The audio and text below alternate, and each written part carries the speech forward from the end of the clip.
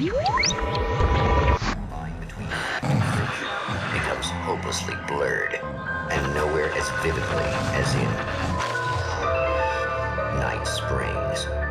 Set 2 years after the events in Alan Wake, American Nightmare finds the Champion of Light caught in a time loop orchestrated by a doppelganger named Mr. Scratch.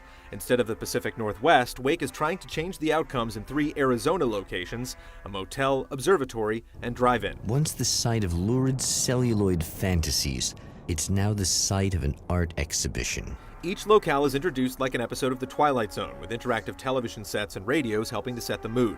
Mr. Scratch will taunt Alan in video footage, proudly showing off victims in the moments before their demise. It's creepy and an effective way to introduce the antagonist, but the rest of the story is conveyed through stilted dialogue sequences. But I don't understand how that could be. Maybe that's just how the story goes.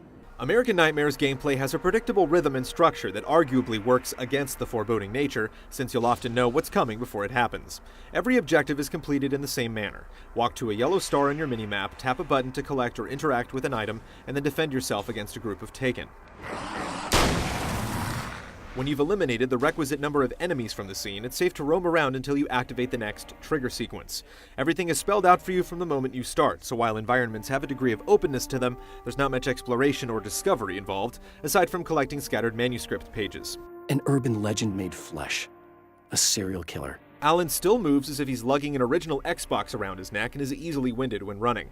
He can't jump, roll, or dive, but he can perform a nifty slow-motion dodge, throw flares and flashbangs to create separation, and use weapons ranging from a nail gun to an Uzi.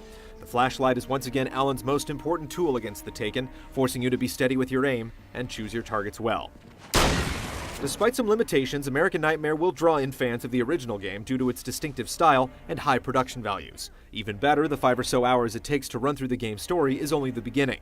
An addictive survival mode has you fighting in 5 atmospheric locations from dusk till dawn. A heart pierced by darkness cannot sustain life. Scattered across each area are enough weapons, streetlights, and ammunition for strategic planning, but not enough so that you can go full Rambo. Fighting off the increasingly challenging waves requires a keen sense of situational awareness and timing to know when to fight and when to flee. Traces of violence.